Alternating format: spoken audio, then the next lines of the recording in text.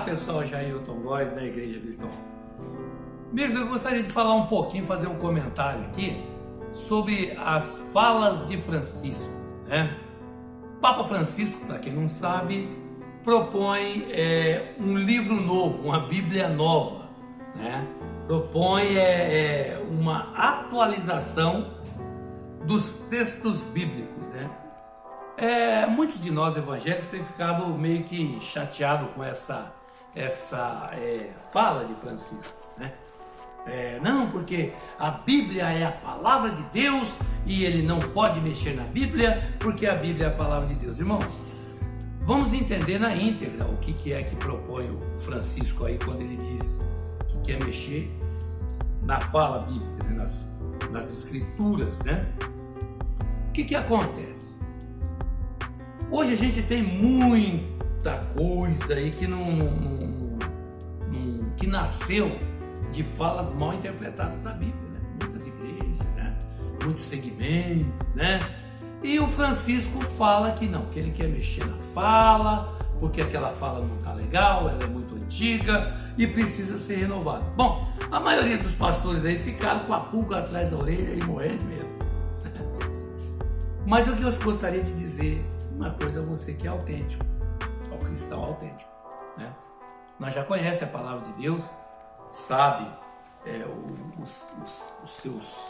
as suas ramificações, seus veios e como lidar com ela. Por isso, justamente daí nasce o medo de alguns.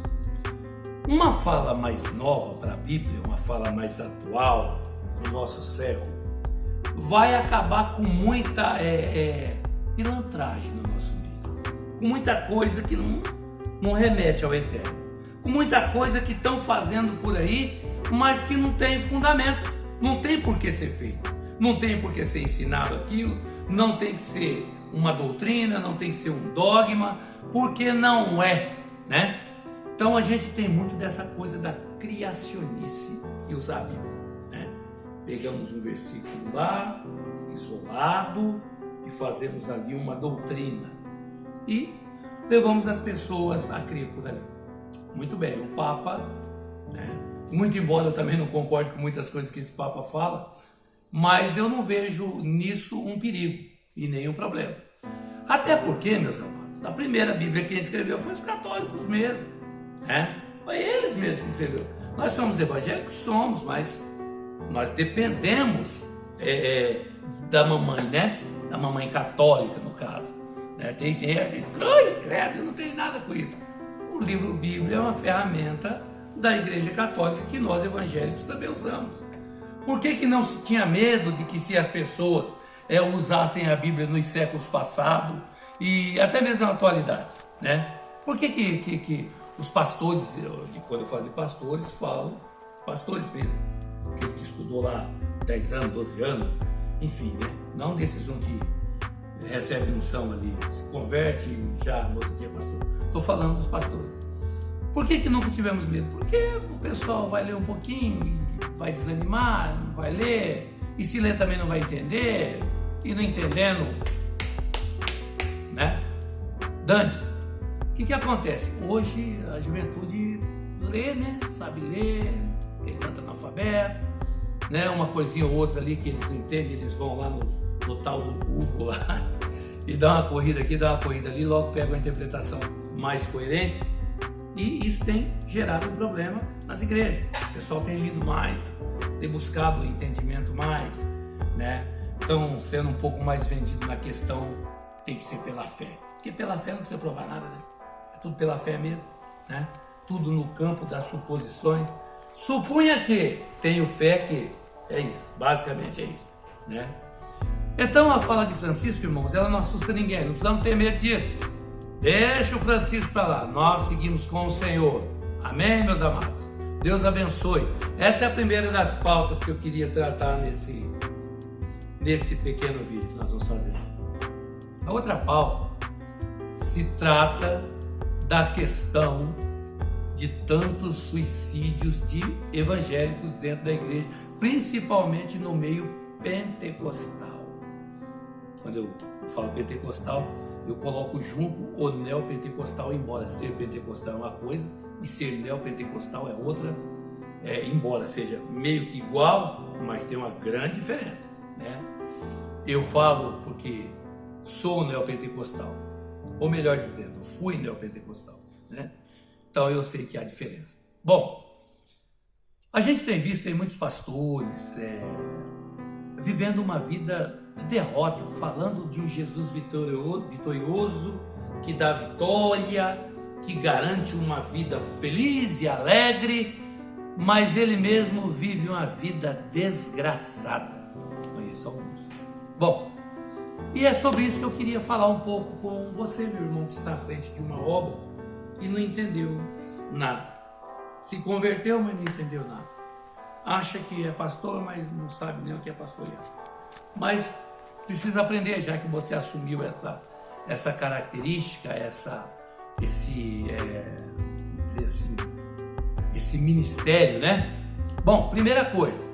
Primeiro que você tem que entender, para ser pastor, primeira coisa, amar a Deus. Quando eu falo de amar a Deus, é entender que Deus está acima do livro. Deus não é o livro. Amarás ao Senhor, teu Deus, de todo o teu coração. O livro é o livro e Deus está acima da Escritura.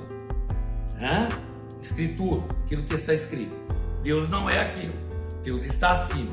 Aquilo ali é apenas o nosso norte espiritual. Primeira coisa, amar a Deus sobre todas as coisas. E depois, irmão, amar quem? Ele nos ensina a amar a igreja, a igreja, ou a família, ou os filhos. Depois, meu querido, vem a igreja que está na sua casa, que é a sua família. Logo em seguida é essa daí, a sua família. A tua esposa, os teus filhos, as pessoas que frequentam a tua casa, né? Essa é a igreja, esse é o ministério que Deus deu nas tuas mãos, é a sua família. Se você não amar a sua família, se você não conseguir amar os seus, não vem querer amar os meus não, porque o seu amor é mentiroso, né? Então vamos lá, então. O que nós estamos vendo em muitas igrejas por aí? Mulher, o cara é pastorzão, a mulher é entristecida, né? Aí você vai na igreja, ela tá triste, tá infeliz, tá com aquela cara, né, de sei lá, né? Assim já percebe. Os filhos não têm paz, né? Tem um jugo pesado sobre eles, que é aquele jugo de você é filho de pastor, você tem que ser como é que eu vou dizer, o modelo aqui para a igreja. Irmão, é a educação que você dá aos seus filhos e o valor que você dá à sua esposa, isso define quem você é como pessoa. Definido quem você é que você vai saber se você pode cuidar de uma igreja ou não. Definido quem você é que você pode dizer se você tem condições de lidar com as coisas do eterno ou não. Então o que acontece? Tem muitos pastores aí, mas é muitos, são poucos não. Você vê ele abraçando a esposinha dele lá dentro da igreja, passando a mão na cabeça de um filho, mas chega em casa na porrada, né? Doeu? Vamos lá. O que acontece? A igreja, ela começa em casa. Começa lá dentro da casa, lá na sua família. Você no tratamento com seus filhos, sua esposa, a unicidade da família. Ali começa a igreja do Senhor. Se não tiver isso, isso é a base da fé. Se não tiver isso, não tem igreja, né? Então a gente vê hoje muitos pastores, muitas famílias destruídas, né, dentro da igreja. A gente vê hoje filhos que não conversam com seus pais, pais que não conversam com seus filhos, filhos que não visitam seus pais, pais que não têm prazer nos seus filhos, e muitas vezes estão dentro da igreja, sentados nos bancos da igreja, não consegue perdoar e não consegue também liberar perdão. Isso ocorre na direção da igreja e ocorre também nos bancos da igreja. E aí eu pergunto, Isso é uma igreja ou é uma reunião de perturbados? O que é a igreja? Ah, irmão, agora você me pegou. Não peguei não, olha lá. A igreja é como um hospital, é um lugar de pessoas doentes. Porque alguém pergunta para Jesus sobre o pecador e ele diz que o são, a pessoa saudável, não precisa de médico, mas que ele não veio para os saudáveis, para os saudáveis, ele veio para os doentes.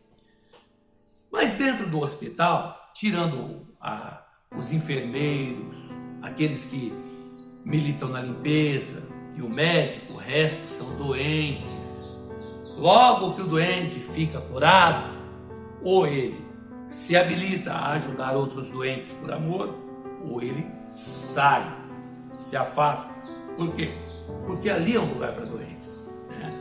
Então vamos dizer lá, me deu uma dor aqui, eu vou lá no hospital. Aí chega lá o médico, olha para mim, trata de mim, depois me manda embora. Eu digo, não, vou ficar aqui no meu lugar, esperando a próxima dor que eu tiver, eu já estou aqui mesmo.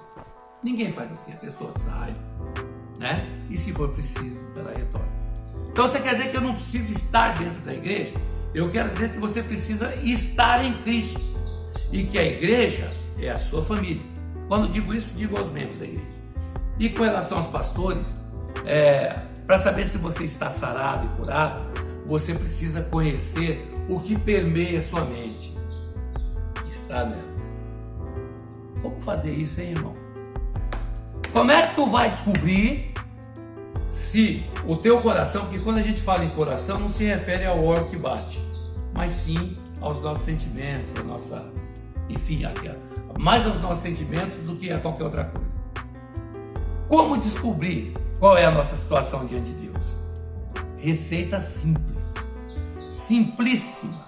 A receita é simples para você saber quem você é diante de Deus. E eu vou te dar a receita, você vai fazer e vai entender. No próximo vídeo, vamos falar sobre isso. Jailton Góes, na Igreja Virtual. Boa tarde.